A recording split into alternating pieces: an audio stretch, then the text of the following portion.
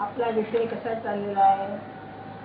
ज्ञानेश्वर महाराज ज्ञानेश्वरी सांगतात, म्हणजे गीता सांगत असताना आपल्या गुरुचं वर्णन करतात. स्तुती म्हणणं सुद्धा बरोबर नाही, आपल्या गुरुचं वर्णन करतात. 2 रविवार गुरु शिष्य संबंधाचे काय महत्व आहे हे मी आपल्याला सांगतो. आज 3ऱ्या दृष्टीने गुरु शिष्य संबंधाला हे सत्पुरुष एवढं महत्व का देतात हे आणखी एका तऱ्हेने विचार करण्यासारखं आहे म्हणून सांगतो. हे सगळे तत्वज्ञानाचे प्रश्न आहेत बरं का. आजचा जो प्रश्न आहे याला इंग्लिशमध्ये ही प्रॉब्लेम ऑफ पर्सनॅलिटी असं म्हणतात. आता ते त्यातलं गुंतागुंत जाऊ द्या. एक 2-3 गोष्टी मी आपल्याला विचारतो आणि तुमच्या मनात त्याचं होय असंच उत्तर आलं पाहिजे. समजा अलीकडेची पद्धत आहे ना, 50 वर्ष झाली की ती काय सुवर्ण जयंती काय मग सुवर्ण नाही, सिल्वर जुबली, रौप्य महोत्सव, सुवर्ण महोत्सव, हिरक महोत्सव असं आहे ना. 40, 50, 60 पाचशे वर्षाला काय करता होतं? अमृत महोत्सव. बरं का, असं काहीतरी आहे. एका माणसाचं लग्न होऊन 60 वर्ष झाली आणि त्याचा हिरक महोत्सव झाला. 60 वर्ष नवरा आणि बायको 24 तास सहवासाला राहिले. एकमेकाला कळले का? तुम्हाला हो म्हणण्याचं धाडसच व्हायचं नाही. कसं शक्य आहे? म्हणजे 2 व्यक्ती, पर्सनॅलिटीला मराठीत मी व्यक्ती असा शब्द वापरतो, त्याच्यातही मार्मिकता आहे. 2 व्यक्ती 60 वर्ष 24 तास आपलेपणानं एका घरात सहवासाला राहिले तरी एकमेकाचं अंतरंग पूर्णपणे कळत नाही. आहे ना मान्य? का कळत नाही? कारण जी व्यक्ती असते त्या व्यक्तीला स्वतःच व्यक्तिमत्व धड कळत नाही. परमार्थाचा असा कायदा आहे, तू स्वतःला जर ओळखलंस तर जगात काहीही अज्ञात तुला राहणार नाही. किंवा इंग्लिशमध्ये म्हणायचं म्हणजे if you know your self you know everybody else in the world. आणि सगळा मुद्दा तिथे आहे. मला माझं ज्ञान नाही म्हणून मग माझं व्यक्तिमत्व कसं आहे? मी आणि माझं व्यक्तिमत्व यात फरक आहे. आय अँड मी इंग्लिशमध्ये म्हणायचं. म्हणजे कसं फरक आहे? आता दुसरा मुद्दा, मी माझी स्वतःबद्दलची एक प्रतिमा तयार करतो. मीच बरं का. एक अगदी साधं उदाहरण घ्या. तुम्ही अतिशय श्रीमंत आईबाबाच्या पोटी जन्माला आलेला आणि 3-4 वर्षापर्यंत आपला बाप किती श्रीमंत याची कल्पना नाही. नंतर जेव्हा कळायला लागल्यावर बाकीची मुलं शाळेमध्ये चालत जातात, मला रोज टॅक्सी मिळते आणि तू श्रीमंत बापाचा पोरगा आहेस. प्रतिमा सुरुवात झाली. क्लास म्हणून लागला, गडबड झाली, लढाई झाली, काही नवा साहेब आला, चढत चढत झाला आणि डायरेक्टर झाला किंवा मजूर होता मॅनेजर झाला किंवा ते काणीकर म्हणजे हजाम होता तो निजाम झाला. चेष्टा करायचे की काय माहिती किर्लोस्कर म्हणजे काय बरं का. विनोदी होते. किर्लोस्कर मजुराचा मालक बरं का, क्लार्कचा डायरेक्टर आणि हजामाचा निजाम हे ध्येय म्हणाले. पण व्यवहारात आपल्याला दिसतं ना असं की माझी प्रतिमा कशी वाढत जाते. क्लार्क मनुष्य मॅनेजर झाल्यानंतर मी मॅनेजर आहे ही प्रतिमा तयार होते त्याच्या मनामध्ये. मी कोण आहे? मी मॅनेजर आहे. नाही, अधिकारी झाल्यानंतर घरात सुद्धा मुलाला म्हणतो मी कोण आहे माहिती आहे ना असं होतं. म्हणजे दुसरी गोष्ट अशी आहे पर्सनॅलिटीमध्ये, व्यक्तिमत्वामध्ये मीच माझी प्रतिमा एक तयार करतो. पहिलं काय आहे? माझं मला पूर्ण ज्ञान नाही. मी कसा आहे आतमध्ये, माझ्या वासना काय आहेत, मला खरं काय पाहिजे हे संपूर्ण आपल्याला कळत. हे तुम्ही मान्य करायचं. त्यावर स्वप्न पडतात. स्वप्न का पडतात त्याचं कारण सांगता येईल? नाही सांगता येईल. आमचं स्वप्न आमच्या दिवशी मला का पडलं किंवा आमचं पडावं नाही, म्हणजे माझा मी काय आहे माहिती. दुसरी गोष्ट अशी, माझीच मी एक प्रतिमा तयार करतो. मग चांगला वाईट कशी, मी पापी आहे म्हणा, मी पुण्यवान आहे म्हणा, तुम्ही जी तुम्ही ठरवाल तशी मी प्रतिमा तयार करतो. आणि तिसरी गोष्ट, ज्या व्यक्तींशी माझा संबंध येतो त्या प्रत्येक व्यक्तीबद्दल माझ्या मनात एक प्रतिमा तयार असते. म्हणजे याचा अर्थ असा की व्यक्ती म्हटली की दुसऱ्या व्यक्तीशी संबंध आला. A person is a person because he is in relation to other persons. पण व्यक्तीशी संबंध नसेल तर व्यक्ती ही व्यक्तीच नाही. इथे अलाहाबादला काही वर्षापूर्वी एका पाद्र्याला, ख्रिश्चन पाद्र्याला एक मुलगी सापडली जंगलामध्ये. तिचं नाव त्यांनी कमला असं ठेवलं. काय विशेष होतं त्याचं की ती मुलगी कुत्र्यासारखं रांगायची, कुत्र्यासारखे दात विचकायची, कुणी जवळ आलं तर गुरगुरायची, चावायची. म्हणजे लहान मूल असताना एका लांडग्याच्या मादीनं तिला पळवलं आणि ती त्या लांडग्यामध्ये वाढली. त्यामुळे ती अशी झाली. पुढे यांनी तिला शिकवण्याचा पुष्कळ प्रयत्न केला. ती 13-14 वर्षाची होऊन वाढली. कपडे घालायची माहिती नाही, काय नाही. तेव्हा आपण जे व्यक्ती बनतो ते दुसऱ्या व्यक्तीशी सहवास आल्याशिवाय आपण व्यक्ती बनत नाही. व्यक्ती म्हणजे ती आली. आता व्यक्तीचा अर्थ झाला. व्यक्ती या शब्दामध्ये मूळ धातू आहे व्यंजन. व्यंजन म्हणजे तोंडी लावणं, मुख्य अन्न नव्हे. म्हणजे व्यक्ती याचा अर्थ असा, जे संबंध अव्यक्त आहे त्यापैकी थोडंच जगात दिसत. म्हणजे व्यक्तिमत्व म्हणत असताना हा संपूर्ण काय माहिती नाही, पण थोडंच बाहेर पडतं. लोटच्यासारखं, तोंडी लावण्यासारखं, मुख्य अन्न नाही. हा खरा हात काय त्यालाही माहिती नाही, जगालाही माहिती नाही. त्यामुळं तुमचे आमचे जे जगातले संबंध आहेत हे सगळे वरवरचे संबंध आहेत. माझा मुद्दा तिथे आहे. सगळे संबंध असे, अगदी नवरा बायको, आई आणि मूल किंवा बाकीचे व्यवहारातले सगळे संबंध, हे संबंध तात्पुरते, वरवरचे आणि बाह्यांगाचे असतात. एकच संबंध असा आहे जगामध्ये ज्याच्यामध्ये संपूर्ण व्यक्तिमत्व दुसऱ्या व्यक्तिमत्वात नाही सोडतो. ते असेल गुरु शिष्याचं. ध्यानात ठेवा, गुरु शिष्याच्या संबंधाला अत्यंत पावित्र्य का? शिष्य शिष्यपणाने उरत नाही, गुरु गुरुपणाने उरत नाही. गुरुला मी गुरु आहे जाणीव नाही, शिष्य जाणीव करून देतो की तू माझा गुरु आहे. अरे तो परमात्मा स्वरूपच आहे. आणि तो स्वस्थ बसत नाही. शिष्याला म्हणतो अरे वेड्या तू देह नाही, तू मद्रूप आहे, परमात्मा स्वरूपच आहे. म्हणून दोघांचे अभेद होऊन जाते.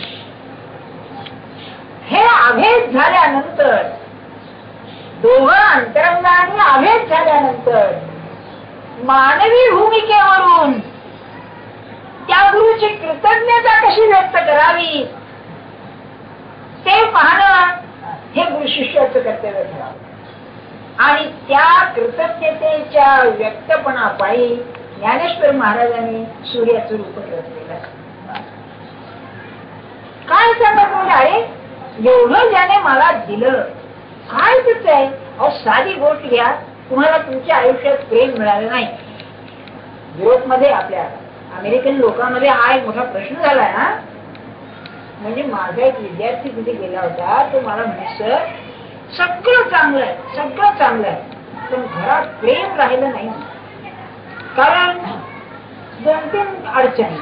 एक की बाई घटस्फोट घेऊन नव्या नवऱ्याशी लग्न केलेलं असतं. ती मुलं बाळ घेऊन येते पहिल्या लग्नाची. त्यांच्यावर बाबाचं प्रेम कसं बसेल मला सांगा, शक्यच नाही. दुसरी गोष्ट, नवरा बायको दोघं नोकरीला जाणार, पोरं शाळेत नाही तर त्या बेबी सिटर्स म्हणतात त्यांच्या हवाली, सुद्धा लागेल त्यांच्या हवाली. किंवा तिसरी गोष्ट तुम्ही वाचले का तुम्हाला सांगणं सुद्धा बरोबर. तुम्ही अंतःकरण खाते बघा. एका बाईला मूल झालं. ते मूल अतिशय रडकं होतं. ती बाई कंटाळली म्हणजे त्रासली आणि तिने काय केलं, बाहेर बर्फ पडत होतं, त्याला दोरी गायला बांधून बाहेर टांगून ठेवलं. दुसऱ्या दिवशी सकाळी ते बाई मूल गेलं. तिला बॅटरिंग असा अमेरिकन शब्द आहे. एका मुलाला नवरा बायकोना नाटकाला जायचं होतं म्हणून 2-2.5 वर्षाच्या मुलाला घरात तोडलं आणि निघून गेले. 2 दिवस काय त्या मुलाने हे वॉल पेपर असतो ना तो खाल्ला भूक लागली म्हणून आणि त्याच्या पायी ते पोर नेलं. तुम्हाला सांगूच नाही हे की नाही. आता मला सवय काय झाली आहे, जग ही तुमचं असंच आहे. म्हणजे आपण समजतो तसं नाहीये. माणूस किती दुष्ट बनू शकतो हे असं आहे. रसेलने एकदा म्हटलेलं आहे, बर्ट्रँड रसेलने, माणसांची तारीफ अशी आहे, म्हणजे विनोदानं म्हणतोय, व्यंग विनोदाने, वाघाला जर तुम्हाला मारायचं असेल, म्हणजे वाघाला तुम्हाला मारायचं असेल, तुम्ही वाघाला नव्हे तर वाघाजवळ काय नख आहेत, दात आहेत, याच्या विरुद्ध तो काय केले, तुमच्या अंग फाडील, तुम्हाला चावेल, काय केलं याच्यापेक्षा. माणसाचं असं नाही. माणसाला जर दुसऱ्याचा घात करायचा असेल तर त्याच्या बुद्धीला इतके पर्याय सुचतात की प्राण्यावर कल्पना येणार असा माणूस. त्यामुळे जगात जर दुःख असेल आज प्रेम कमी व्हायला. प्रेम आणि का प्रेम कमी व्हायला लागलं, अतिशय स्वार्थ वाढला, निस्वार्थीपणा कमीच झाला. आपण आईचं म्हणतो पण काय सांगायचं, बोलायचं नुसतं झालं. त्या आया मुलाला अंगावर पाहिजेच नाही का, तर त्यांच्या स्तनांचा आकार बिघडतो, तारुण्य कमी होतो असं म्हणून. किती स्वार्थीपणा असेल. मला मुद्दा सांगायचा असा की हे जे व्यक्तिमत्व आहे, हे व्यक्तिमत्व दुसऱ्याशी संबंध आल्याशिवाय वाढत नाही किंवा ते अधिक व्यक्त होत नाही. आणि व्यक्तित्व वाढता वाढता इतकं विशाल होऊन जातं की विशाल व्यक्तिमत्वामध्ये ते भिळून जात. आणि असं सत्पुरुषाच्या अंगी जे विशालत्व आहे ते विशालत्व याच्या अंगी येऊन त्यात विलीन झाला. म्हणजे जे तादात्म्य होतं त्या तादात्म्यापायी मी गुरुला काय देऊ, त्याच्याबद्दल काय प्रतिष्ठा दाखवू असं होऊन जातं. मानवी भूमिकेवरून त्याला चैन पडत नाही.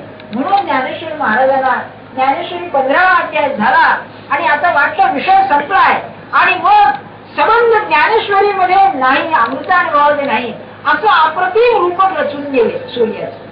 ज्ञान सूर्य, चित सूर्य.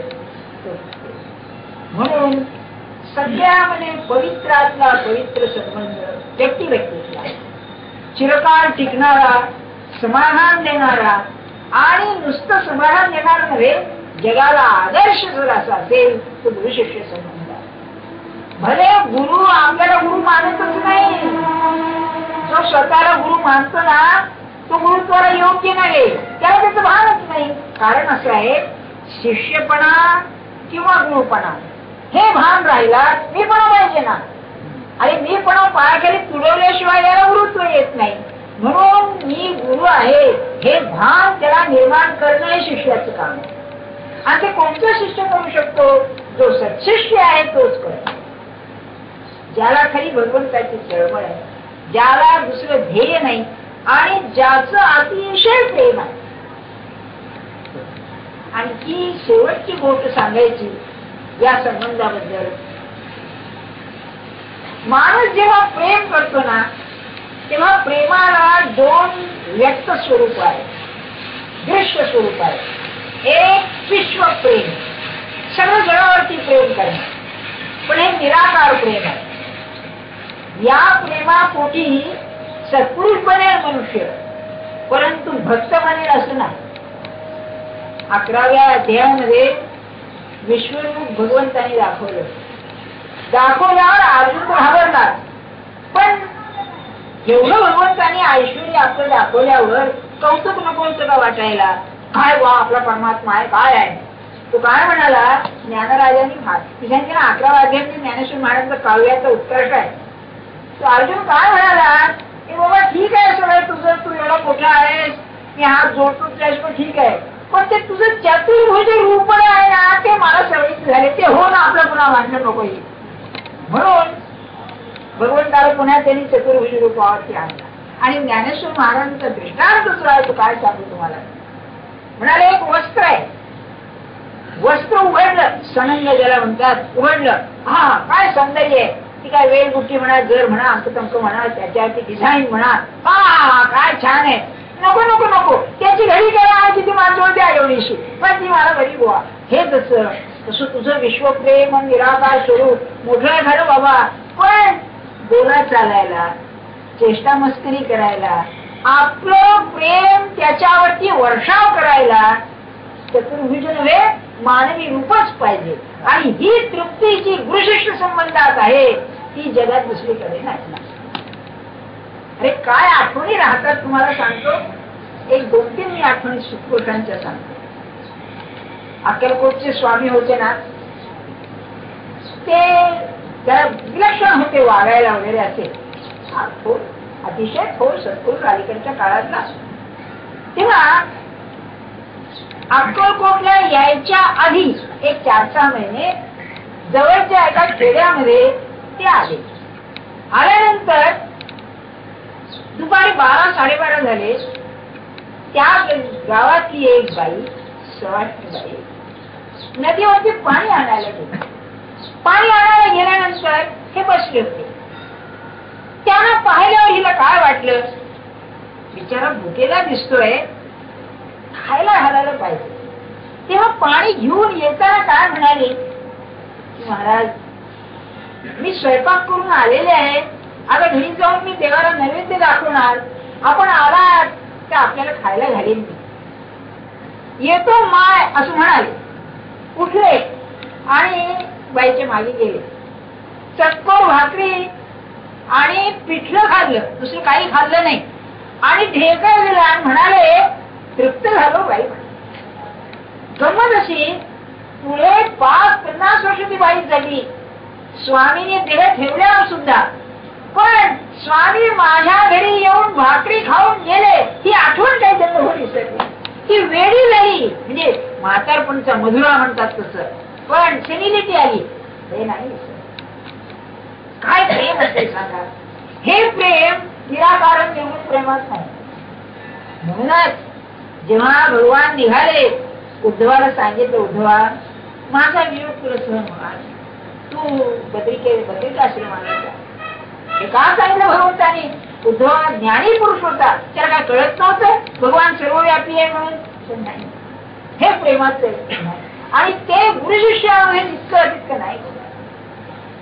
अहो काय तुम्हाला मी अनेक वेळा सांगितलं, पण पुन्हा पुन्हा सांगावं वाटतं की विवेकानंद जेव्हा परत आले, प्रसिद्ध होऊन परत आले, त्यावेळेला बेलूर मठाला दक्षिणेश्वरहून त्यांच्या अस्थी, रामकृष्णांच्या अस्थी बेलूर मठात आणायच्या. गंगा नदीमध्ये होळी दशमी येऊन यायचा. एका तांब्याच्या कलशामध्ये त्या अस्थी होत्या आणि नुसते एक लुंगी लावली होती. संन्यासीच होते, सगळं उघडा आगडबाम, शरीर फार तालिमबाज होतं त्यांचं. अमेरिकेतले त्यांचे जर फोटो तुम्ही बघितले, काय झाक होतं नुसतं, कपडे काय, केस विंचरलेले काय, काय सौंदर्य त्यांचं. आधी फार सुंदर होते दिसायला बरं का. आणि हे रूप काय, नुसते लुंगी घातलेली, उघडे आपले, आणि खांद्यावर तो कलश घेतलेला. तसे होळीत बसले आणि आले. बरोबर सिस्टर निवेदिता होती, अमेरिकन बाईची. तिने लिहिलेला आहे, हा जगप्रसिद्ध जगाला भुलवणारा हा एवढा महात्मा या अशिक्षित माणसाचे हाडे खांद्यावर घेऊन येतं, मला पाहून विश्वासच बसला. काय प्रेम आहे. आणि तिला काय कल्पना आहे रामकृष्णाने काय प्रेम केलं याच्यावर. तुम्हाला सांगून ठेवतो, प्रेमानच माणूस तृप्त होतो, विद्येनं, पैशानं आणि मानाने नव्हे. अतिशय निस्वार्थी प्रेम. का तुम्ही माझ्यावर प्रेम करता? मला राहत नाही प्रेम करतो, तुझ्यापासून अपेक्षा. हे ते आहे. म्हणून ज्ञानेश्वर महाराजांना ज्ञानेश्वरी मध्ये जेथे जेथे संधी मिळाली ते तिथे निवृत्तीनाथांचं प्रेम आलं. किंबहुना आम्ही अनेक वेळा म्हणतो, पुन्हा सांगतो आपल्याला, ज्ञानेश्वरीतलं त्यांचं निवृत्तीनाथांचं प्रेम जर काढून टाकलं तर ज्ञानेश्वरी कप पदार्थ. सूर्याचं रूपण घेतलंय आणि आता सहज आठवलं. आणि हे प्रेम जे आहे ना, हे प्रेम तुम्हाला कुठे पाहायला मिळतं?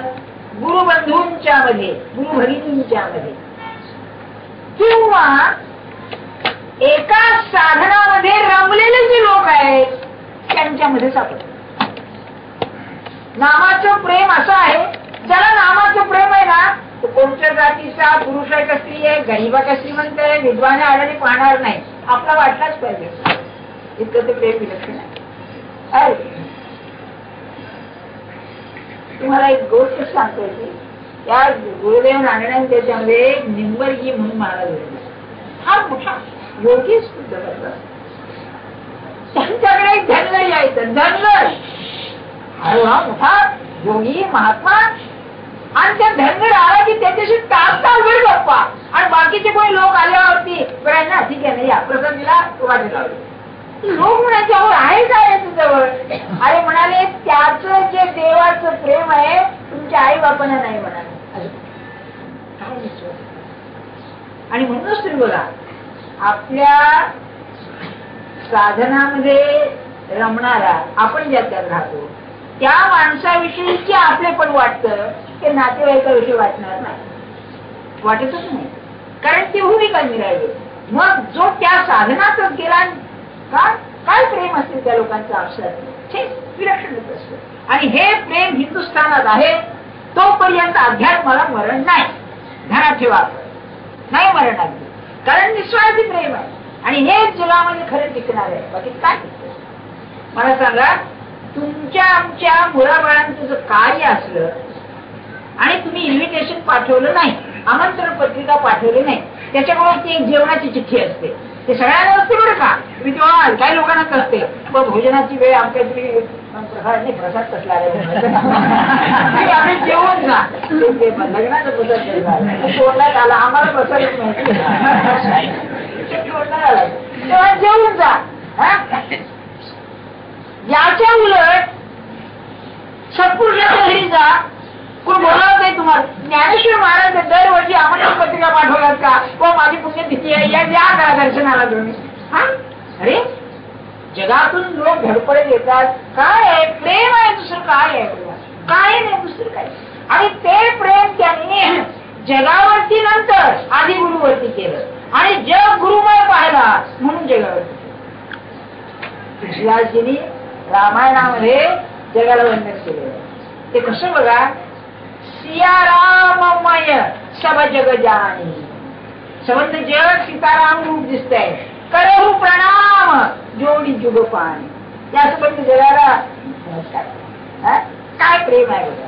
आणि हे प्रेम ज्याला कृष्णमूर्ती लव म्हणतात, बाकीच्या प्रेमाला पॅशन म्हणतात, निस्वार्थ स्वार्थी प्रेमाला ते प्रेम नव्हे. महाराजांसाठी फार छान आहे, प्रेम शब्द गुळगुळीत झालाय म्हणाले, ज्याला प्रेम म्हणतो आपण. तुम्हाला प्रेमाची कल्पनाच नाही. प्रेम काय, प्रेम म्हणजे तलाच नाही. आता या सिनेमा पाहणाऱ्या लोकांनी म्हणजे लैला मजनू, ते काहीतरी गाणं आहे ना, लैला आम्ही लैला काहीतरी आहे ना, ते गाण्यापुरतं ठीक आहे हो, त्यात काय अर्थ नाही, पण लैला मजनूचं असं आदर्श यांनी वर्णन, जलालुद्दीन रुमीने वर्णन केलेलं आहे. काय वर्णन आहे की ही लैला सुरेख नव्हती, साधी होती. तेव्हा खरी पटली बादशाह, त्याने ऐकले की हा मजनू होता अतिशय आसक्त आहे तिच्यावर. तेव्हा त्यांनी चौकशी केली की फार सुंदर आहे का, नाही म्हणाली मामूली स्त्री आहे. तेव्हा त्यांनी मजनूला आपल्या दरबारात बोलावला, 10 सुंदर बायका उभ्या केल्या आणि म्हणाले याची कोणती पसंत आहे तुला बघ. नाही म्हणाला, माझी लैला ती माझी लैला. तेव्हा तुम्ही अरे वेड्या, अरे हे काय, तिच्यापेक्षा डझना सुंदर तुला मी स्त्रिया दाखवतो, तू ऐकत नाहीस. तेव्हा तो काय म्हणाला की हुजूर माझ्या डोळ्यातून तुम्ही तिला बघा, म्हणजे तुम्हाला तिचं सौंदर्य कळेल. आणि इतकं नव्हे, त्यांचं तादात्म्य इतकं की त्या काळच्या हकीमी पद्धतीप्रमाणे मजनू लैलाला ब्लड प्रेशर झालं. तेव्हा त्यांचा उपाय म्हणजे फक्त म्हणजे ते वस्त्र लावून रक्त काढायचं. अजून त्या हकीमी पद्धतीचे आपल्याकडे जळवा लावतात ना, तसं ते वस्त्र लावून ती नाडी फोडतात आणि रक्त काढतात, म्हणजे प्रेशर काढले. ते लैलाचं तिकडे हे काढायला लागल्यावर तिच्या हातून रक्तच येईना, मजनूच्या हातातून रक्त येईल, इतकं काढा. माझ्या म्हणण्याचा हेतू काय, ही गोष्ट खरी आहे की गुरु शिष्याचं इतकं तादात्म्य असतं की गुरुला जर बरं नसेल तर शिष्याला बरं नाही असं. कारण आत्मा एक, शरीर दोन असं सांगण्याचा मुद्दा आपल्याला एवढाच की या प्रेमाच्या पार्श्वभूमीवर आपण ते बघा. मग कुठपर्यंत आलो आपण, रूपक आहे, सूर्याचं रूपक घेतलंय. जगामध्ये ज्ञान, ज्ञान म्हणजे प्रकाश, प्रकाशाचा आगर या सूर्यमानेमध्ये सूर्य, म्हणून त्याला चित सूर्य म्हटलं, ज्ञानाचा सूर्य. आणि ज्ञानाचा सूर्य म्हणून उगवताना काय होतं, मध्यान्ह झालं म्हणजे काय होतं, हे मागच्या रविवारी. आता आज अस्ताला चाललं म्हणजे काय होतं. आता गंमत अशी, हा सूर्य अस्ताला जातो, हा ज्ञान सूर्य आहे, हा और सूर्य आहे, नवल उदयाला, हा अस्ताला जात नाही. मग म्हणाले काय होतं ते वर्णन करतात. किती खुली आहे बघा. माझा गुरु हा सूर्य तर खरा, पण हा अस्ताला जातो, मग माझा गुरुरूपी सूर्य जर अस्ताला गेला त्याची तारीफ काय राहील. मग म्हणून म्हणताय की जो निजधाम व्योमींचा राहो, उदयीला जाते उजत ठेवो, फेडी पूर्व दिशा दश दिशाशी ठावो, उदो असतो. हा नेहमीच उदयलेला आहे, पण म्हणाले आता उदय झाल्यासारखा आहे. याचा अर्थ वेदांत दृष्टीने असा आहे, परमात्म स्वरूपाचं ज्ञान हे ज्ञान कायमच आहे. हे विश्व जे आहे ना, हे विश्वामध्ये ज्ञान अनुस्यूत आहे, अंतर्यामी आहे, ज्ञान भरलेलं आहे, नवीन निर्माण करायचं नाही. म्हणून चित्सूर्य उगवलेला आहे, तो नवीन नाही, तो उगवलेलाच आहे. पण म्हणाले याच्या पुरता, शिष्यापुरता उगवतो. महाराज सुद्धा दृष्टांत द्यायचे, सूर्य उगवलाय आणि म्हणजे एका माणसाला दिसत नाही. का दिसत नाही, तर दोन्ही डोळ्यावर दोन बोट ठेवली आहे, म्हणून सूर्य उगवून सुद्धा त्याला दिसत नाही. तसं ज्ञान सूर्य उगवलेलाच आहे, अज्ञानामुळे तो दिसत नाही. ते अज्ञान नाहीच झालं की तो उगवल्यासारखा वाटतो. म्हणून उदयीलाची उदयेत ठेव, तो उदयलाच आहे. आणि मग उदयल्यानंतर आता गंमत अशी होते, काय होतं की हा सूर्य उदय आणि अस्त, या सूर्याला उदय म्हणायचा, अस्त नाही म्हणायचं. म्हणजे काय होतं, पूर्व दिशाशी ठावो फेडी, पूर्व पश्चिम दक्षिण उत्तर या ज्या दिशा आहेत, या दिशांचा जागाच नाहीशी होते. समर्थांची एक आरती आहे, समर्थांनी रामाची आरती केली आहे, काकडे आरती, रघुपतीची काकड आरती केलेली आहे. तेव्हा त्यांनी म्हटलंय, अवनीना अंबर अवघा निहोट निश्चळ, म्हणजे पृथ्वी नाही, आकाश नाही, जिकडे तिकडे घट्ट भरलेला आहे. म्हणजे स्पेस ज्याला म्हणतात, अवकाश ज्याला म्हणतात, म्हणजे जागेची कल्पना नाहीशी झाली.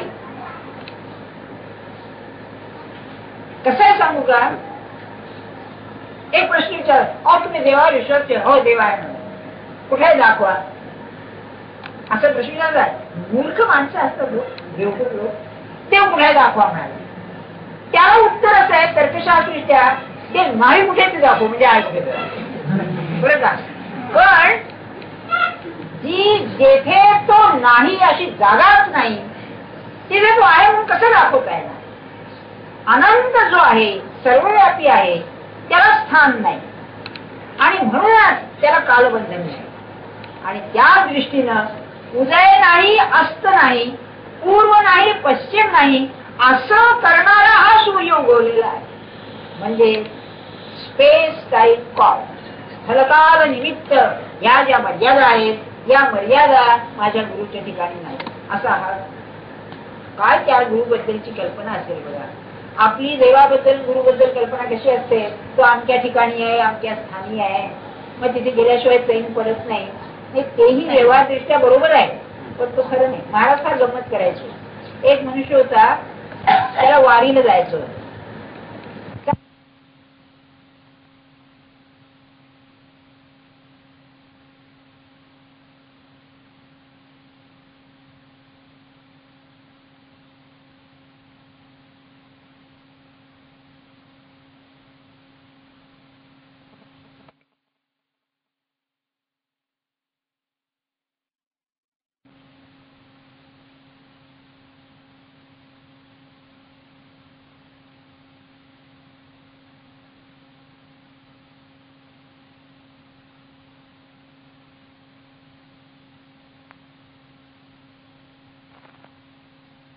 जा, पण तुम्हाला जाता येणं शक्य नाही झाल्यानंतर जो पांडुरंग पंढरीतून तुमच्या जवळ येऊ शकत नाही, तो पंढरीपासून काय उपयोग आहे? म्हणजे ज्या देवाला सर्वव्यापित्व नाही तो देव कसला, असं म्हणण्याचा अर्थ. ही अवस्था ज्ञानी पुरुषाची असते. 24 तास तो जवळ, किंबहुना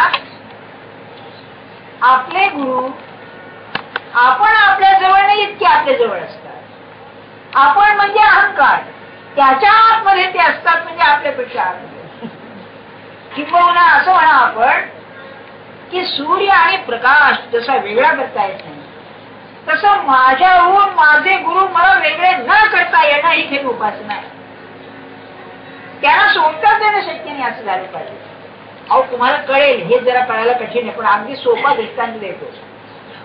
आपल्या देशात इन्कम टॅक्स कोणाला सुटलाय का? म्हणजे जिथे देवाची गती नाही तिथे इन्कम टॅक्सच्या ऑफिसरची गती आहे. इतका तो आत जातो ना, तसं आहे सद्गुरू. कसा आहे, इतका आत आहे तो की तुम्ही त्याला टाळू म्हणलं तर शक्यच नाही. तुम्ही मेलात तरी तो आहे. अशा न दिसणे नशी मावळली, दोही झाकिले ते सैन्य पाळली, काय बहु मौलो ते आघवी उखाची आग. अहो काय सांगावं म्हणतायत, किती सांगू म्हणाले. शेवटी अशा तऱ्हेची सुंदर उषा, उषा म्हणजे प्राची, ते निर्माण करतो, उदय प्रगट होतो. कसा म्हणाले, न दिसणे नसे मावळ. ज्ञान आणि अज्ञान हे दोन्ही अंश होतात.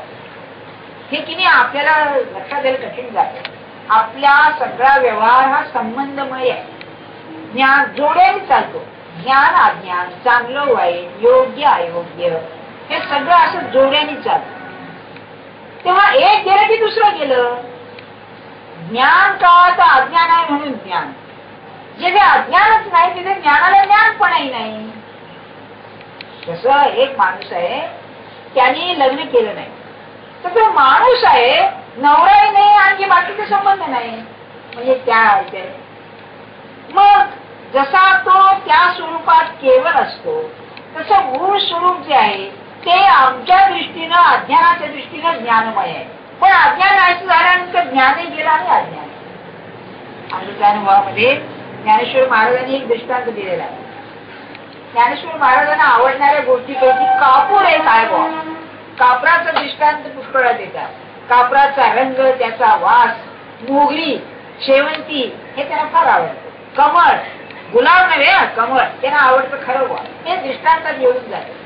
तर कापराचा दृष्टांत असा दिलाय, कापूर तुम्ही लावला, आग पेटली, तर आग पेटून ती आग विसते, कापूर स्वतः नाहीसा होतो. तसं अज्ञान हे कापूर आहे, लावला जाळ झाला, ज्ञान झालं, शेवटी अज्ञान तर गेलं आणि ज्ञानही नाही असं. म्हणून न दिसणे नसी मावळे, दोही झाकिले ते सैन्य पाळले. ज्ञानाने आणि अज्ञानानं मूळ स्वरूप जे झाकलेलं होतं ते स्वरूप तिकडे तिकडे दिसायला लागलं. काय बहुमौल ते आघवी उखाचे आहे. काय सांगू म्हणजे अशा तऱ्हेचा हा उदय नवीन उषा प्रगट होतो. तो अहोरात्रीचा पैलकडू कोणे देखावा ज्ञान मार्तंडू, जो प्रकाशवीन सुरवाळू प्रकाशाचा. सगळं तिने त्या अनुभवातच आहे. दुसऱ्या ओळीचा अर्थ असा आहे, एक दिवा लावला, त्याचा प्रकाश पडला, त्या प्रकाशानं दुसरी वस्तू प्रकाशित होते. पण त्या प्रकाशाला प्रकाश कशाने घ्यायचा हो? त्या प्रकाशानंच तुम्ही तो प्रकाश पाहता. तसा हा परमात्मा जो आहे, माझा गुरु जो आहे, ते म्हणतायत हा स्वयंप्रकाश असल्यामुळे अमक्याला तो प्रकाशित करतो म्हणून हा प्रकाश आहे असं नाही. तो स्वयंप्रकाशित आहे. प्रकाशेवी न प्रकाश, त्याला काही ज्ञानामीमांसाच्या दृष्टीनं त्याला काही ज्ञानाला विषय लागतच नाही. तो ज्ञान स्वरूपच आहे. There is no subject object relation. हे आहे म्हणून त्या असं नाही, तो ज्ञान स्वरूपच आहे. आणि म्हणून दिवस आणि रात्र या कालकल्पनेच्या पलीकडे असलेला असा हा ज्ञान मार्तंड कोणी पाहायचा. म्हणजे जिथे मानवी कल्पना सगळ्या नाहीशा होत्या. या तुम्हाला जरी असं वाटेल जरा डोक्याला ताप देणारच आहे सगळं, पण मी असं विचारतो तुम्हाला, का हो? ज्ञानेश्वर महाराजांचं उदाहरण घ्या. 700-750 वर्ष झाली ना. खुद्द ज्ञानेश्वर महाराजांनी इतके वर्ष आपलं महत्व चालवायला काय केलं?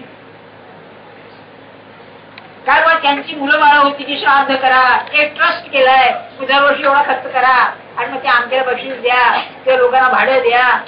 काय केलं? कसं चालतंय? दासबोधामध्ये समर्थांनी हा प्रश्न निर्माण केलेला आहे की म्हणलं सत्पुरुषाची सत्ता गेल्यानंतर चालते, त्याचं कारण काय आहे असा प्रश्न निर्माण केलाय. तेव्हा ते म्हणाले तो भगवंताशी तादात्म्य आहे आणि भगवंत हा सच्चिदानंद आहे, चिरकाळ टिकणार आहे. सद्रूप म्हणजे काय हो? ज्याला नाहीपणा नाहीच असं असल्यामुळे तो त्याच्याशी तादात्म्य झाल्यावर जसा भगवंत कायमचा टिकतो तसं तोही टिकतो. हे त्यांचं म्हणणं बरोबर आहे. आणि इतकं नव्हे, काय उपासना चालते मला सांगा. नाही तुम्ही आम्ही जर आपल्या मुलाबाळांना सांगितलं बुवा एवढं कर बरं का तुम्ही मेल्यानंतर, म्हणजे काय कटकट सांगून गेले बुवा वेगवेगळे करायला पाहिजे बुवा. अरे इथे लोक आपण येऊन करतात. काय असेल ही सत्ता? ही सत्ता ज्ञानाची सत्ता आहे. सद्गुरूची सत्ता ही अशी सत्ता आहे. त्याचं दुसरं एक कारण तुम्हाला सांगतो. ज्ञानेश्वर महाराजांचं इतकं का चालतं? उद्या ज्ञानेश्वरी वाचतो म्हणून सांगतो मी आपल्याला. ज्ञानेश्वर महाराजांशी ज्यांचा संबंध आलेला आहे, संबंध म्हणजे का तुम्हाला सांगू का? जवळचा संबंध नाही, नुसती दृष्टी ज्यांची ज्ञानेश्वर महाराजांची ज्यांच्यावर पडलेली आहे ते. नुसते ज्या प्राण्यांच्या अंगावर हात फिरवला असेल ते सगळेच मेल्यानंतर पुन्हा ज्ञानेश्वर महाराजांच्याकडेच आले पाहिजे. हे काय सामान्य नसतं. रामकृष्ण म्हणाले की माझी माणसं मी आधीच पुढे पाठवलेली होती. हे जगलं पाहिजे ना. एका जन्माचे संबंध नसतात, अनेक जन्माचे संबंध चालत आलेले असतात. तो तिथेच जायचा. पुन्हा जन्माला आला की निमित्त व्हायचं, तो आपण जिथे पूर्वी जातो तिथे जायचा. महाराज म्हणाले किती झाली माझी माणसं माझ्याकडे येणार जातात कुठे? तुम्हाला सांगितलं ना, त्यांचा दृष्टांत फार छान आहे. वासरं असतात, वासरं त्यांच्या गळ्यात दोरी बांधून खुंटाला बांधून ठेवतात. त्या केवढ्या ह्याच्यात ते फिरतात. ते म्हणाले अशी वासरं बांधलेली आहेत, पाठी किंवा खेचून घेतो मला त्यांना. म्हणजे तुम्ही आम्ही उगीच स्वातंत्र्याच्या गप्पा ठोकतो. अरे नाही, शेवटी ते तिकडेच जायचं. जसं बायकोच्या नवऱ्याच्या बाबतीत व्यासाने म्हटलेलं आहे, पूर्वदत्तेषु या विद्या, पूर्वदत्तेषु यत् धनम, पूर्वदत्तेषु या भार्या, अग्रे धावती धावती. म्हणजे तू मुलगी पाहायला सुरुवात केली, मुली पाहायला की ती बरोबर समोर येते आणि इतर मुली किती चांगल्या असल्या तरीही पसंत पडते. काय पसंत केली नाही सांगतात तो झालं म्हणले बुवा. अरे का? ती पूर्वदत्तेषु या भार्या. ती काय करते? ती मरतानाच मुली तुमच्या गळ्यात हार घालूनच मेलेली असणार. जाताय बरोबर. सांगण्याचा मुद्दा आपल्याला की ही सत्ता ही अशी काम करते. स्वयंप्रकाश असल्यामुळे हा जो ज्ञानवार्तंड आहे, हा ज्ञानवार्तंड स्थलकालाच्या पलीकडे सत्ता गाजवतो. त्यांना काय तुम्ही आम्ही हे शिकलो पाहिजे. सगळ्यामध्ये बरं का, वासनांच्या मध्ये नाव टिकावं ही वासना फार जबर आहे. माणूस कामवासना सोडी, पैशाची वासना सोडी, खाण्याची वासना सोडी, पण माझं नाव राहावं ही वासना सुटणं फार कठीण. आपल्याकडे त्याचं उत्तम उदाहरण म्हणजे अपुत्रस्य गतीर्ण असते. मुलगा नाव काढे काढतो तो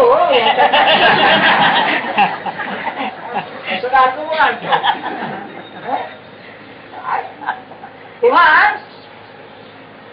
आता निराळ्या जणांना सांगतो, हे आपल्या कीर्तनी पद्धत झाली. पण तुम्ही संस्कृती घ्या, ग्रीक संस्कृती घ्या, रोमन संस्कृती घ्या, इजिप्शियन संस्कृती घ्या, भारतीय संस्कृती घ्या, सध्याची संस्कृती घ्या, विज्ञान संस्कृती, एक विज्ञान संस्कृती घ्या, कारण आपण त्यात जगतो आहोत. किती मोठे मोठे शास्त्रज्ञ होऊन गेले, विज्ञान पंडित, केवढाले मोठ्याले एक एक जायंट्स त्यांना म्हणतात. त्याच्यामध्ये हिमालयाचे नाव कितींची टिकली, न्यूटन, आईन्स्टाईन, ऑपेनहाइमर, थॉमसन, किती नाव अशी टिकली, किती थोडी नावं टिकली मला सांग.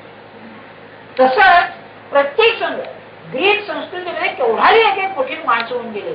सॉक्रेटिस, प्लेटो, अरिस्टॉटल एवढेच लोक टिकले. रोमन संस्कृतीमध्ये तो ऑगस्टस राजा, सीझर राजे म्हणून, आणखी हा सिसिरो, हेच लोक टिकले. तसं नाव टिकणं ही अतिशय मोठी गोष्ट आहे. किंबहुना मी असं म्हणेन, पुष्कळ वेळेला संस्कृतीमध्ये मामूली माणसाचं नाव हा सम्राट टिकतो. काय विचार नाही, त्याला परिषदेमध्ये ऑल गाव म्हणतात. हा सम्राट जो पण महाराष्ट्रात काय थोडे पुढारी झाले, पण लोकमान्यांचं नाव कसलं केवढं टिकलेलं आहे. राजे पुष्कळ झाले, शिवाजी राजांचं नाव कसं, ही त्याची कृपा आहे. बरोबर. हे काय सांगतोय आपल्याला, असे जे गुरुच्या पायी लीन झाले ते गुरुपेक्षा प्रसिद्ध झाले. काय चमत्कार आहे. गुरु तर प्रसिद्ध झाले, त्यांच्यामुळे गुरुंना प्रसिद्ध आहे. हे आहे सूर्य. स्वतः ज्ञानेश्वर महाराज ज्ञान मार्गाचेच होते, नाव ज्ञानेश्वर. म्हणून अहोरात्रीचा पहिले करू का काय तरी त्यांना जसा काळ जावा तस त्यांचं आणखी हेच होतं, तेज वाढतच जाय असं त्यांचं.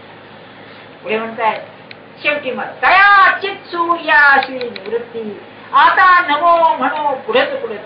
अशा त्या चित सूर्य ज्ञानमय सूर्याला मी पुन्हा पुन्हा नमस्कार करतो. जे बाधका येई जसे स्तुती बोलायची. काय कौतुक आहे. म्हणाले काय होईल, मी ही बोलण्यामध्ये त्यांची स्तुती करतोय ही कदाचित माझ्या गुरुला बाधेल म्हणून म्हणजे आता पुढे. याच्यामुळे अर्थ आहे संस्कृतामध्ये बाध शब्द विलक्षण आहे. बाध म्हणजे कॉन्ट्रडिक्शन, विरोध. बाधित जो अनुभव बाधित होतो तो खरा नाही. तिन्ही अवस्थामध्ये जे अबाध रूपाने राहत ते सत्स्वरूप आहे असं ते बाध शब्दाचा अर्थ. या अर्थानं म्हणताय की माझ्या गुरुचं जे खरं स्वरूप आहे ते कदाचित बरोबर होणार नाही म्हणून मी थांबतो आता. अरे यार, इतकं वर्णन करून असं म्हणायचं. मी खरं सांगू तुम्हाला, ज्ञानेश्वर महाराज निवृत्तीनाथ भाग्यवान जे असते असला शिष्य भेटला ना. आमचं जी भेटली असती म्हणजे खायला काळ भूमीला राहत. तुळशीदासजी सत्संगतीच्या फायद्याचं वर्णन बरं काय. बरे आहे सत्संग सब कोई लागे पाव. बरं कसं पाया पडतात. सत्संगाचं काय महत्व वर्णन करा म्हणाले. सब कोई लागे पाव, खाने को मिष्टान न मिले और आखिर वैकुंठ को जाए. सत्संगतीचं महत्व आहे. बरोबर आहे. सत्पुरुषाला पुढीला बोलावलं की शिष्य गेले बरोबर. आणि गुरु पिशवी म्हणून नाही तो शिष्याला, मला घालण्यापेक्षा त्या पिशवीत घाला म्हणजे शिष्याला बरोबर घाला. काय निवृत्ती नाकाला मी म्हणतो तुम्ही ज्ञान सध्या बाजूला ठेवा, पण माझी विद्या इतक्या पूर्णपणे घेणारा शिष्य भेटल्यावर गुरुला काय वाटत असेल. अगदी ह्युमन लेव्हल, मानवी भूमिकेवर काय वाटत असेल. तुम्ही थोडा विचार नाही की माझी सगळी विद्या घेतली नाही, माझ्या विद्येला माझ्या ठिकाणी जे तेज नव्हतं ते तेज याच्या ठिकाणी आहे हे पाहून निवृत्तीनाथांना काय वाटलं नाही. धन्य ते ज्ञानेश्वर. आणि मग तुम्ही काय म्हणावं, आम्ही आपल्या आकुंचित वृत्तीचे लोक, महाराष्ट्राला हे लागलं हे मी मला धन्य समजतो. बस ज्ञानेश्वरी मराठीत आहे, आमच्या देशात आहे, आमच्या प्रांतात आहे, आमच्या राज्यात आहे. खास काय आम्हाला जगाकडे बघायला नको परमार्थाकडे काय असं आपण प्रेम मागावं तरी. अरे मागायला हरकत काय हो. तुम्हाला ते गोष्ट माहिती नाही कीर्तनाला ऐकली की काय एका आंधळ्याला काहीतरी देवानी माग म्हणलं तर माझा नातू म्हणे छत्रपतीला असं काहीतरी मागितलं म्हणजे माझं लग्न होऊ दे, मुलं बाळ होऊ दे, नातू होऊ दे आणि राज्यावर बसू दे असं काहीतरी आहे ना त्याची गोष्ट कीर्तनकार सांगतात. तसं मी म्हणतो ज्ञानेश्वर महाराजांना निवृत्तीनाथांच्या बद्दल जे प्रेम होतं ते मला आपण द्या, मागायला हरकत काय आहे नाही का. आणि महाराजांनी एक कायदा सांगून ठेवलाय, बापाने मुलगा जे मागेल त्याला नाही म्हणू नये कधी. दोन म्हणे त्यांनी खुब्या सांगितल्या प्रपंचाच्या. कधी नाही म्हणायचं नाही, हो म्हणायचं. त्याने हाती मागितला, हो म्हणावं. देणं न देणं पुढची गोष्ट आहे, हो म्हणायला. आणि दुसरी गोष्ट त्यांनी सांगितली सुखी प्रपंचाला. नवरा काही जरी म्हणाला तरी बाईने मान ठेवलं हो म्हणून. करूच नाही पण हो म्हणावं. तिने उदाहरण गमतीचं सांगितलं. एक नवरा होता म्हणजे बारीक डोक्यात राग घालायचा. त्या सगळे नवरेच असले आता डोक्यात केस नसले तर राग कशी घालेल पण राग चक्रम होता. तेव्हा तो मला मी विहिरीत जीव देतो बाई म्हणून वाटत नाही. मी येतो तिथे आणि तो विहिरीपर्यंत गेल्यावरती अक्षरशः शंखध्वनी करावा एवढी मार्क आहे म्हणून पण त्याला नाही होणार नाही.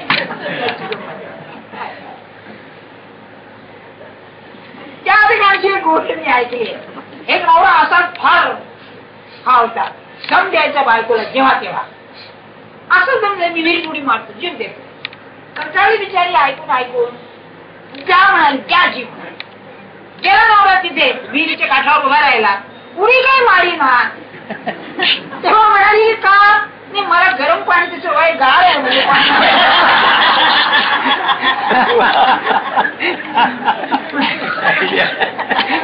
सगळे नवरे आधी करता मी सांगून घेऊ तुम्हाला.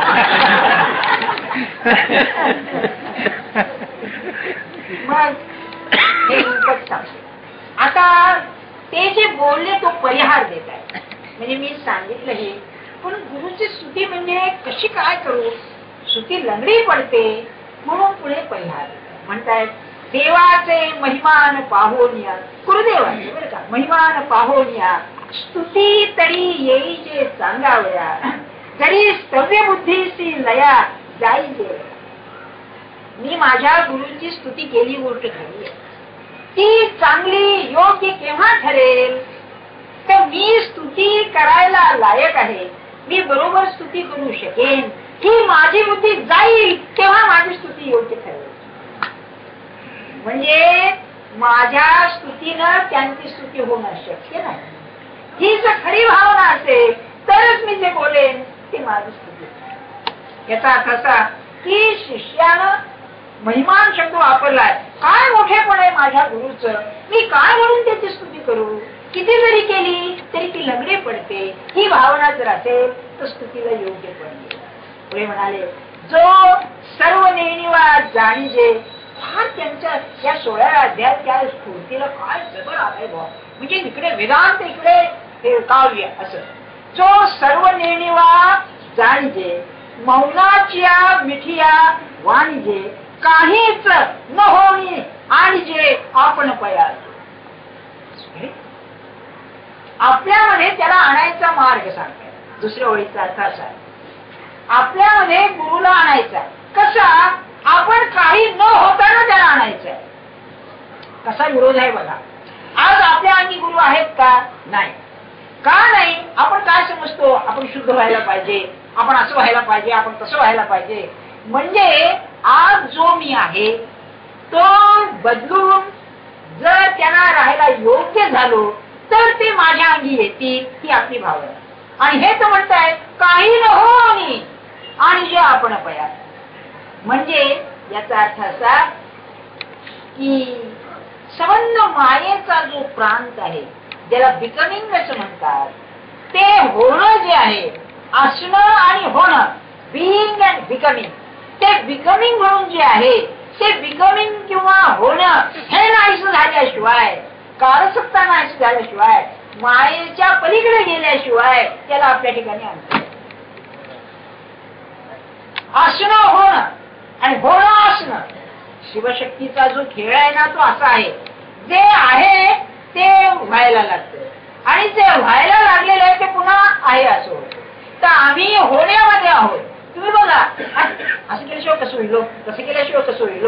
म्हणजे गीतेच्या वाटेमध्ये कर्माचा जो प्रांत आहे अज्ञानाचा जो प्रांत आहे त्या प्रांताच्या बाहेर पडल्याशिवाय मला तुम्ही खरं सांगा जर आपल्याला आपले गुरु म्हणाले आज काही करू नको स्वस्थ राहा मी देतो तुला भरोसा वाटेल का आपल्याला.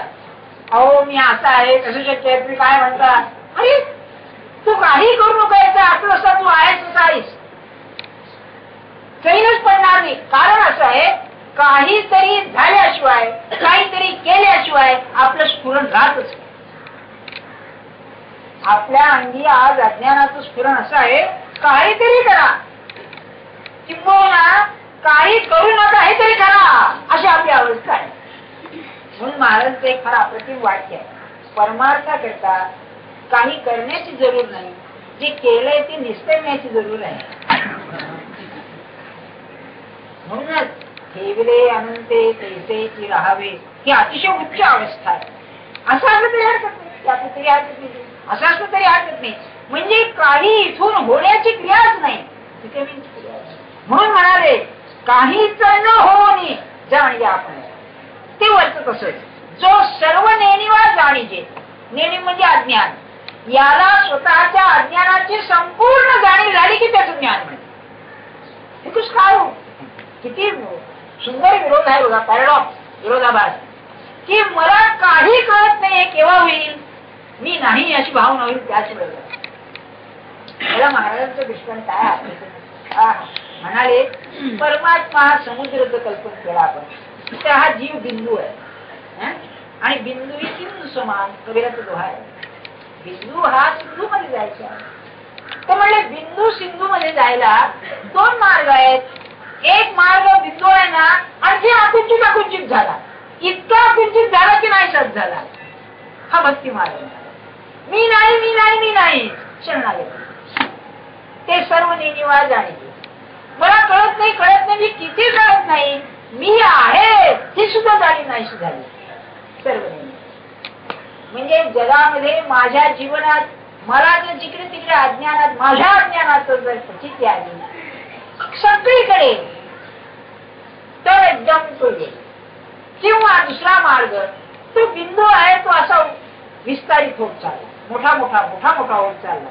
एक मर्यादा अशी येईल म्हणाले, जसा फुगा फुटतो तसा तो बिंदू फार तिची फुटून जाईल समुद्र. हा ज्ञान मार्ग विशाल विशाल विशाल होता होता सोपा मार्ग हा. गालिबचं शेर आहे, फना होणार इशरते कचरा दर्या में फना हो जाए. कचरा म्हणजे बिंदू, बिंदूचं ऐश्वर्य कशात आहे, तर दर्या म्हणजे समुद्रामध्ये विलीन होऊन जाणं, याच्यामध्ये बिंदूचं ऐश्वर्य, हेमाचं ऐश्वर्य. दर्द का हाथ से गुजरना दर्द का दवा हो जाना, हे जाऊया.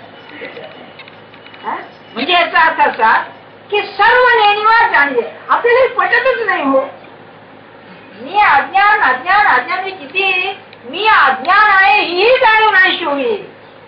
शेवटी अज्ञानाचा आश्रय मी आहे ना, तो मी सुद्धा नाहीसा झाला, म्हणजे सर्व नेणीवा जाणीव. मौनाची आज मिठी आणली, मौनाला आलिंगन दिलं की त्याची स्तुती झाली. म्हणजे स्तुती शब्दाने करायची, आणि हे म्हणाले खरी स्तुती कोणची, याने मौनाला आलिंगन दिलं म्हणजे पूर्ण मौन संभाळणं म्हणजे त्याची स्तुती. सगळं विलक्षणच आहे.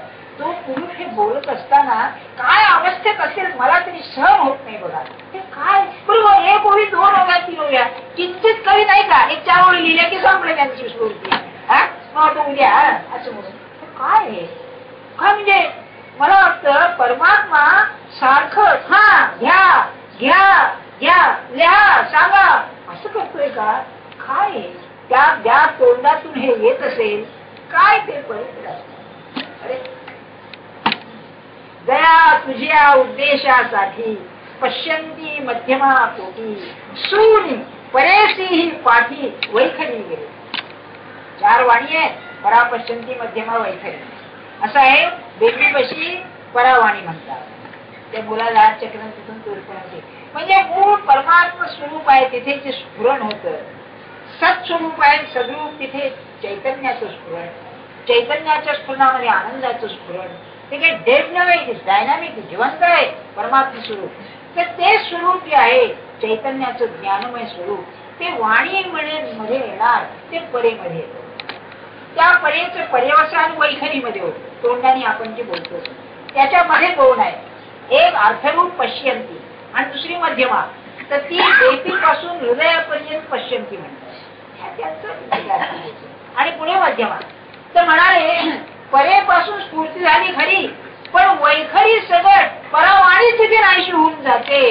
ते माझ्या गुरुचं स्वरूप आहे तुझे. म्हणजे कोणत्याही वाणीला वर्णन करणं अशक्य असं ते सोड.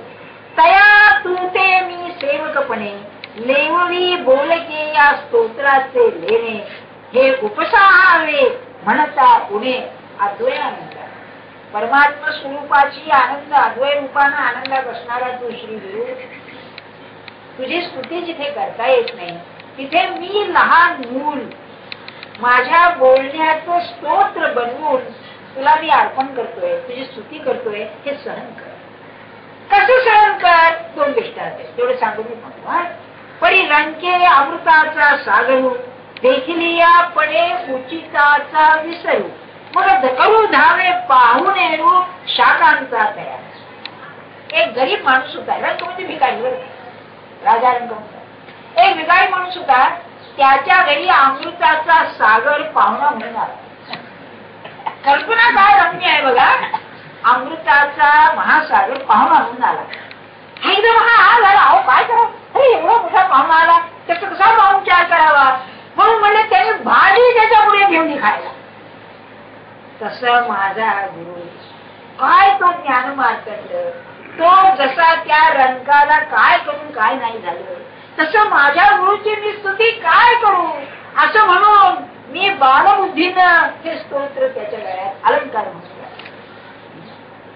तेथ शाकुही कीर बहुत म्हणावा तयाचा हर्षवेगची तो घ्यावा उजळून दिव्य तेज हातीवा ते भक्तीची पाहावी. एका माणसाने सूर्य उगवल्यावर त्याला एक वात लावली, काळवात, आणि सूर्याला उगाळलं. अरे सूर्य तेजाचा गोल, त्याला तुझ्या काळवातीचा हात, पण म्हणजे त्याची भक्ती जशी तुम्ही पाहता. किंवा इथे भाजी तुम्ही पुढे केली, ती भाजीच योग्य आहे. ती भाजी पाहण्यापेक्षा हर्षाचा आवेग, त्याला जो आनंद झाला त्या आनंदाकडे तुम्ही बघा.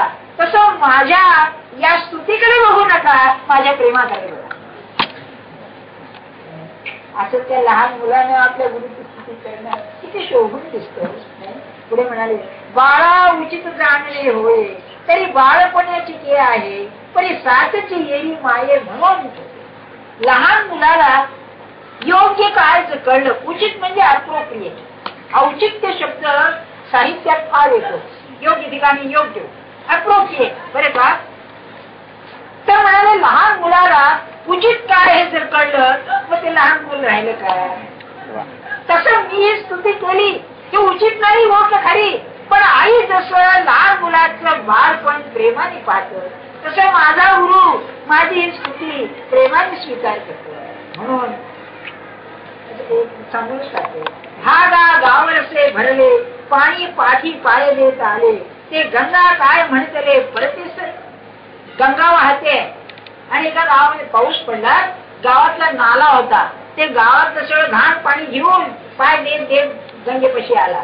तर माझ्या जागा नाही म्हणून ती गंगा त्या नाल्याचा आवेर करेल का. तसा माझा गुरु ही गंगा आहे आणि माझी स्तुती म्हणजे गाव रस्त्याने भरली, घाणीने भरलेली सगळी नाला आहे. पण जी गंगा जसं नाल्याला नाही म्हणत नाही तसा माझा गुरु माझ्या स्तुतीला नाही. पुढच्या रविवारी जानवी